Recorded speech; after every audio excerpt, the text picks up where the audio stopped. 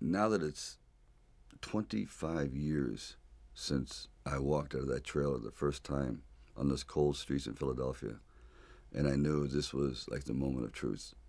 And they said, Sylvester, you ready? I said, no, but Rocky is. It almost seems like a dream state. And quite often people said, or people will say, God, that must have been incredible. I said, yeah, but I was never there. And now when I sit back and I reflect on it, what an incredible miracle. Every day I truly miss that character so much. I tell you, sometimes I could just cry because I'll never have a voice like that again where I can just speak whatever I feel in my heart. That's the one thing I'll always cherish about that character, because if I say it, you won't believe it, but when Rocky said it, it was the truth. I used to sit in this little apartment, and it was a room. As a matter of fact, the room was so small, I remember I was able to open up the window and close the door while sitting on the bed at the same time. It was like 8 feet by 8 feet by 9 feet. But the one thing about that room, there was really very little distraction. So I would sit there propped up in bed, and I'd go out with my big pen and legal pad and just start writing these stories. And most of them were very, very trivial. But there was something about the process of unrealized dreams. I was always brought back to this subject because I think it's one of the most enduring subjects and one of the most difficult passages for people to accept, that they never were realized in their own lifetime, that they just didn't get that shot. You know, I've been coming in for 6 years. In 6 years you've been sticking it to me. I want to know how come. You don't want to know. Yeah, I want to know how come. You want to know? I want to know how. Okay, I'm going to tell you. Because you had the talent to become a good fighter. And instead of that, you became a leg breaker. Some cheap, second-rate loan shark. It's a living? It's a waste of life. The more I thought about this kind of street-like character that just is totally misrepresented by the way he looks physically. Just the way he walks down the street was enough to say people, oh, dismiss him. He's kind of looks like a bully or looks like a dark kind of character. And I thought, that's an interesting character because they're always unrealized. Well, that festered in my mind for quite a while, and then eventually, after Lords of Flatbush, I decided it was a time to come to California. So I went to California, and I moved in the Valley, and things weren't going very, very well there. As a matter of fact, I had to go out and try to sell my dog because it was either do that or he just was not going to be very well fed around the house. And then one night, I went to see Muhammad Ali fight Chuck Wepner. We want to be free! We got to be free! Everybody said free! Wepner not concerned with the left jab at all. He just takes the... And what I saw was pretty extraordinary. I saw a man they called the Bayonne Bleeder who didn't have a chance at all against, the greatest fighting machine, supposedly, that ever lived. Body back and slips a punch to his left. Oh! A vicious shot to the rib of Muhammad Ali, and what a surprise! Chuck Wepner gets to the body. And for one brief moment, this supposed stumblebum turned out to be magnificent in the fact that he lasted and knocked the champion down. I said, boy, if this isn't a metaphor for life. His entire life crystallized at that moment. He will be remembered for all eternity, at least among the fight fans. He did something extraordinary. I said, now that is probably what I need as a catalyst for an idea. A man who's going to stand up to life and take one shot and maybe go the distance. So I started to write. And it was one of those writing frenzies. And 3 days later, I came up with the script of Rocky. Now, the script by no means was a finished piece of material. It was probably about 90 pages, and maybe 10% of it remained in the final script, but it was done. Originally in Rocky, the film was very, very dark because filmed at that time, the anti-hero was, I guess, the favored kind of character of the day. And I pretty much wrote the original one to be like that. The character was very dark. As a matter of fact, he throws the fight at the very end, and Mickey himself turns out to be this very angry, racist man, and the reason actually Rocky throws the fight because he didn't want to be involved in this kind of world. He said, you know, I'd rather be who I was and to just have all this hatred around me and so on. I remember showing it to my wife. She goes, "Oh, I don't like it. Rocky seems so nasty, so this, so that." Because I had made him very, very street-like and unrepentant. You know, he didn't have the kind of attitude that eventually he ended up with. So I went back and rewrote and rewrote and rewrote. I first met Bob Shardoff and Irwin Winkler, and I believe I was there on a casting call. So we're talking a little bit, and I guess I really wasn't right for the acting part. And on the way out, I said, "Oh, I don't know if it matters, but I do a little bit of writing." He goes, "Really?" I said, "Yeah, I'm writing this story. I have this thing about wrestlers, and I might do something about boxing." Well, he says, "Well, bring it around." And I thought, if I hadn't stopped on the way out, you know, that's why I tell all actors or writers, don't give up. Keep talking. Eventually, you might hit a nerve somewhere, and they go, come on back. And if they didn't say, come on back, or bring it later and let's see what you've developed, I wouldn't be sitting here. So I have to give incredible credit to their insight and their patience, and they're willing to take a chance, which it doesn't exist much anymore, unfortunately. Originally, when I brought the script to them, they were fairly enthusiastic about it. The one thing they were not enthusiastic about was me playing the part, and I really can't blame them. At the time, Ryan O'Neal was a candidate, Burt Reynolds, Robert Redford, Jimmy Caan, and they all, you know, were at the top of their game.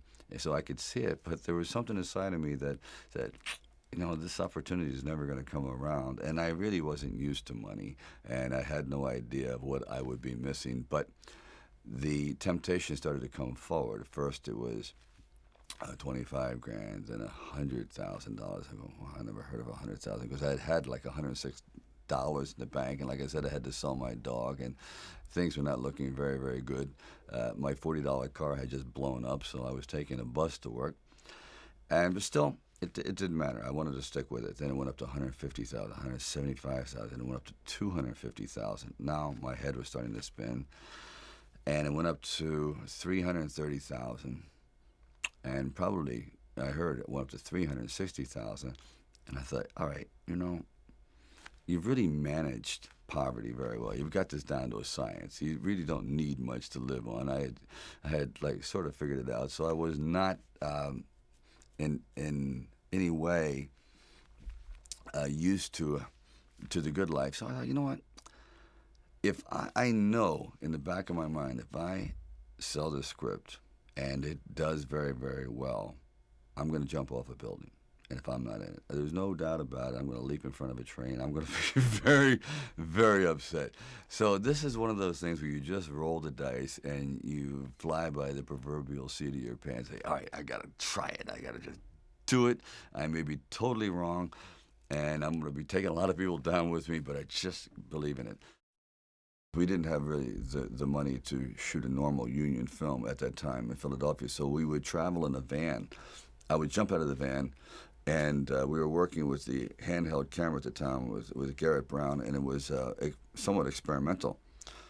And he'd film me running through shopping malls and up down and steps and flights, curved corridors along the river until finally my legs basically gave out, and I'm like writhing on the ground, and I want to rise up and say, John, I'm dying here.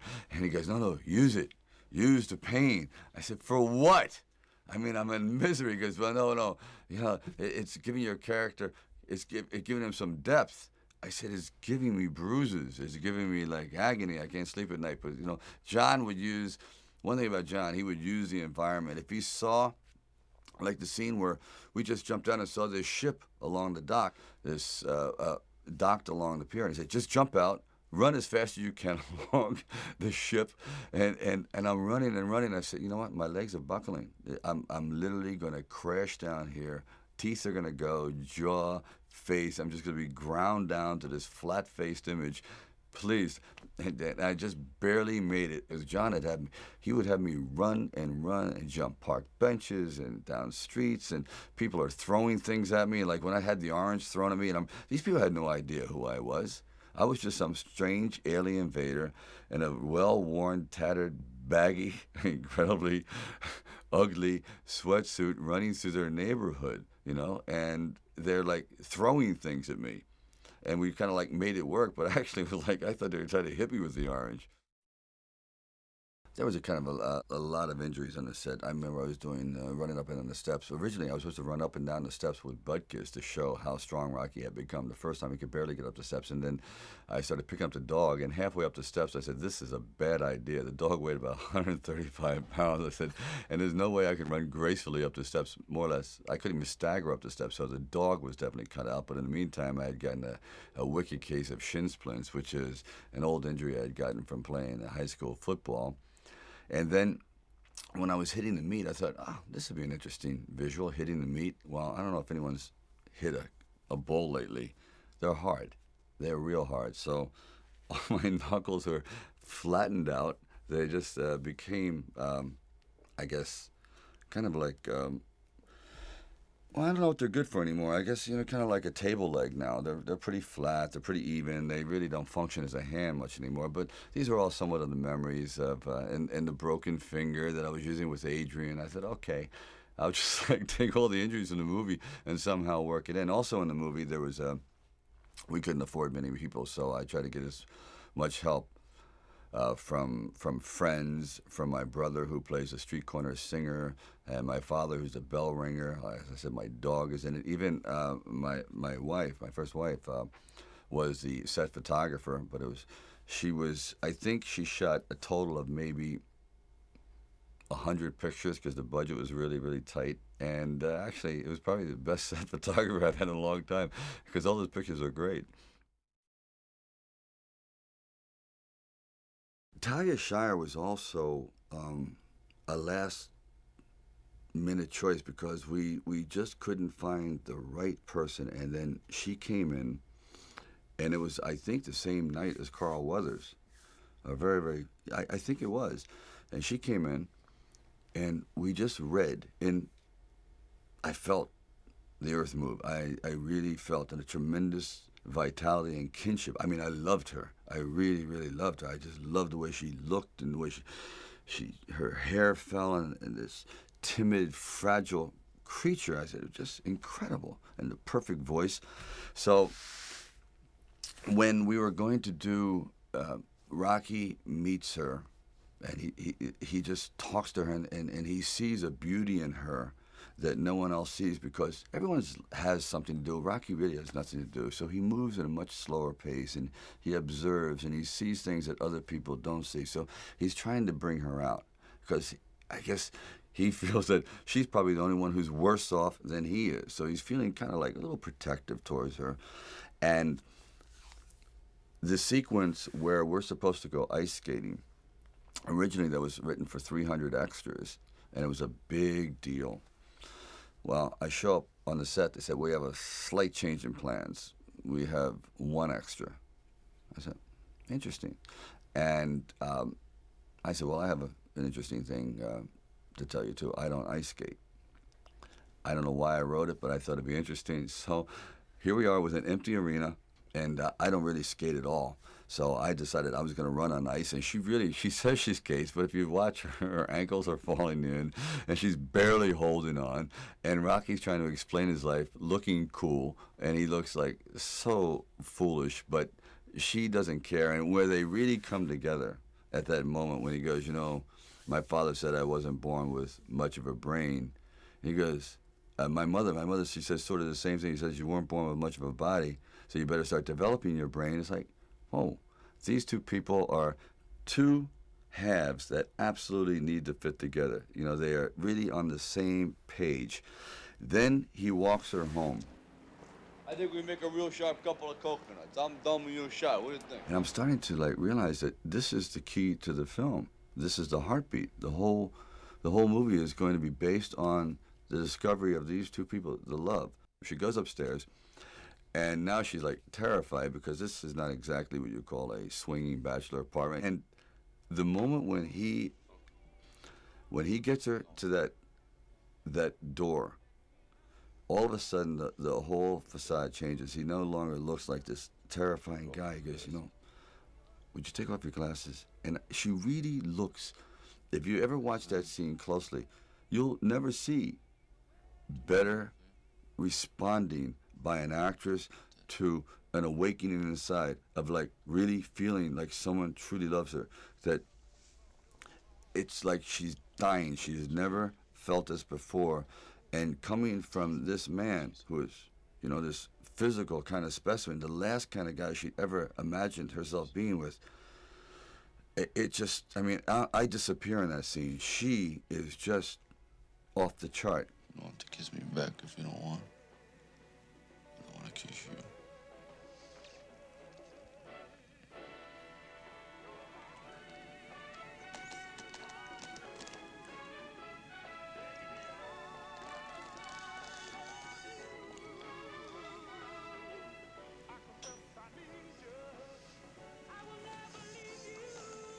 And I said, as soon as I kiss her, I'm going to be in a hospital bed. But it's okay. I knew I was going to have it. He's like, here comes the flu. And anyway, I come together and I kiss her and we go down to the floor. I don't know if I could ever have a scene that had more love that I'll ever do in it. And even though I got the cold, I'm over it, Talia. It's okay. And I couldn't have come up with a better Apollo Creed than Carl Weathers. He was absolutely magnificent on his feet, an amazing body, the perfect voice, and he had this bearing that actually Carl came in. We were going to use Ken Norton, and Ken Norton goes, well, no, I'm going to go to the ABC Superstar competition. It fell out like 2 nights before. I said, oh boy. I tell you, I really believe in divine intervention sometimes, because he walks in and he starts to audition and he's doing the lines well, and then he gets up and he starts to box with me a little bit, and he bangs 2 or 3 off my head. I said, geez, this guy he really doesn't care if he gets the part, does he? He's putting lumps on my forehead and he's really into it. Then he sits back down. He goes, Mr. Avildsen, I could do much better if you had a real actor reading with me. He goes, well, Carl, that's Rocky. That's the guy who wrote the script. He goes, oh, maybe he'll get better. I said, you know what? I said, please, hire him. He's great. He's great. That's exactly the attitude I wanted. He was fantastic, and he still is. I remember I was taking the ride across country because I couldn't afford an airline flight, and I'm on the train for like 3 days with the dog Butkus. And Butkus at that time had this terrible flatulence problem. He had this gas, and so he was gassing me across the entire country. I couldn't believe it. It got to the point where I said, Butkus, one of us has got to go. No one's going to sit in the car with us. I couldn't breathe. I said, I'm trying to concentrate on the character of Rocky. Is this foreshadowing? Is this dog telling me exactly how this film is going to come out? A stinker? I don't know. I'll never forget. I was like, the train pulls into Arizona, and it's like 4 o'clock in the morning. I said, I got to do it. So I picked up Butkus in a bear hug and tried to get him to go to the bathroom. And people said, why are you squeezing your dog? I said, you don't understand. It's a matter of survival. And anyway, he didn't. And again, it was a very, very smelly experience until I got to Philadelphia. And then he gets right to the hotel where I'm staying and decides to let it go and literally built a pyramid. It was the most unbelievable thing. I said, you know what? This dog has got to be in the movie. There's no question about it. There's somehow, I don't know what, but any dog that can do that has star quality or is extraordinary. And that's how Butkus got in the movie. He and I, we kind of like lived together. He was the one that I would bounce ideas of. When I'm sitting there at 3 o'clock in the morning writing, I say, what do you think about that? Obviously, he would say nothing, so he's a perfect writing partner. And anyway, that's the story of me and Butkus. The original ending of Rocky was quite different than what we have now. The original ending was he goes the distance and he's looking for Adrian. The crowd is starting to disperse. 1 minute after the fight, yes, he did a noble thing, but time moves on. The champion is carried out of the ring, and Rocky starts to meander through the crowd. He eventually gets to the curtain. He pulls back the curtain at the back of the arena and sees Adrian, and she gives him a slight hug, and he picks up this small pennant like a flag, and hand in hand they start to walk back to the locker room. There's no one talking to him anymore. There's just trash strewn everywhere, and you just see these two solitary figures moving off into the distance, off into being anonymous forevermore. But they just had that moment, and all he could think about was how much he loved her and just getting back to his life again, the real life. And it just didn't seem very, very satisfying. So after we had done that, and that was the poster shot, we thought, boy, wouldn't it be interesting to catch a man's moment, a man's life at the quintessential seminal moment. So we went back, and I have friends in the scene. I have producers in the scene. We had about 30 people. We only had the money to do like 1/4 of the ring, so just a little corner. And you see these people going around in a circle, milling around, and crowds, and Rocky's going, just get everything out of my face. And he's yelling for Adrian, Rocky, and they had someone as Adrian is running to the ring again, very, very tight. They had like fishing line connected to her hat, and they pull her hat off. So, because I thought, wouldn't it be interesting that the first thing Rocky says when she comes into the ring is like, "Where's your hat?" I mean, he's so into her, into like the way she looks, and that he doesn't care that his eyes are swollen shut, his hands are smashed, and that he's done the greatest thing in his life. He doesn't say, "Look at me." He goes, "Where's your hat?" And he's like, "I love you." He goes, "I love you too." Yeah, I mean, the visuals working, the sound is working, the body movements are all coming together at this absolute peak. And right there, when I embrace her, I was sitting with John Avildsen, and we froze right on the single frame when he is looking elated, and he has her in his arms, and it's just this look of ecstasy. And the next frame, it went like, it just deflated. I said, there it is. From that moment on, it's all downhill. I mean, how we all hit this absolute maximum of elation and celebration, and that can only be sustained for just an infinitesimal moment in time. And if you can you imagine how great it would be just to freeze on that moment? And that's how we froze Rocky. That the original Rocky, he went out at the height. His life will never be more rewarding or more important or more valid than that second. And it was a very, very difficult thing to do. I've been trying to do it in films ever since, to bring all those three elements together at the exact instant is it was like a minor miracle.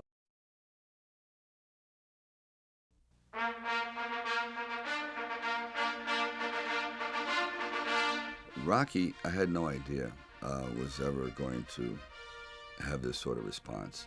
I just thought it was some nice footage, because by the time the movie had done, it was probably about $950,000. It was very, very inexpensive. Many times we had just one take, and that was it.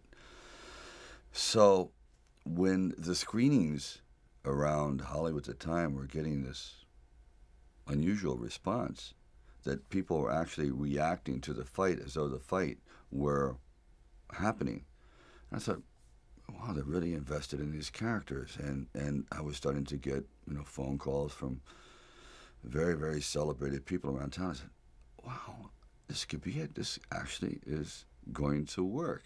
Now, you understand, because I really had no true confidence in it, because I had no film history, no real film knowledge. I was just working from, I guess, instinct, and I was not a filmmaker, and really not as a writer, nothing had ever been produced before, so I didn't know if my writing really worked. Then finally, it was being shown at the Directors Guild, and this was going to be the test. And there was about 900 people invited, and it was a packed crowd, and the movie was playing terribly. my mother was sitting next to me, and the laughs weren't coming where they're supposed to, and the fight itself seemed to be listless, the response was, and I sat there as everyone filed out of the theater, and I couldn't believe it. I said, Ma, I really blew it. It was all like, I don't know, it was nice while it lasted, but I guess when you get down and you show it to the big boys, they're just not buying it. Anyway, I sat there and literally there was no one left in the theater because I was humiliated and saddened by the whole thing. And even, I walked her out and I was walking down the steps and there's 3 flights down, first flight, second flight, and then by the time I turned for the 3rd flight, the entire audience was down there. There was 900 people waiting, and they started to applaud, and I mean truly applaud. And I said, how could you doubt me, Mom? I'm shocked. And it's like, I just completely came apart. And so there'll never be a moment like that ever. I mean, I truly was over. I said, this is it. I'm just going to, go back home, take my dog, and go back into, trying to eke out a living. And they were all there. And they responded in a way. It's like, I don't know if that's the way they did things in Hollywood, but they saved it up, and I'll never get over that moment. I just looked at all these people, and they were applauding. And it's been all downhill since. Rocky never expected to win. Never. He knew it. He was that much of a realist. And I admired the character for that because so often I had gone to fight films or sporting films. Yes, we're going to go out there, we're going to knock him out, you're going to win. I said, no, because I'm not going to win. I'm going to get destroyed.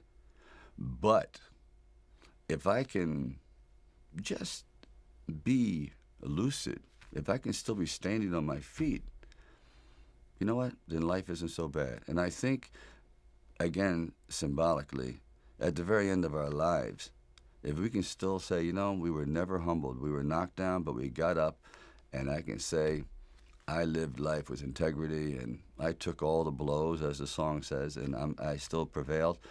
I think that's a good epitaph for anyone, and that's what I tried to capture in this film. But more importantly, I also realized that you can't be alone. To really succeed, no man really is an island. And it took the love of a woman that no one else loved. It took even the befriending of her brother who no one could understand, but they gelled together. And Rocky brought this whole group and with Burgess Meredith, and together they were like individual pieces.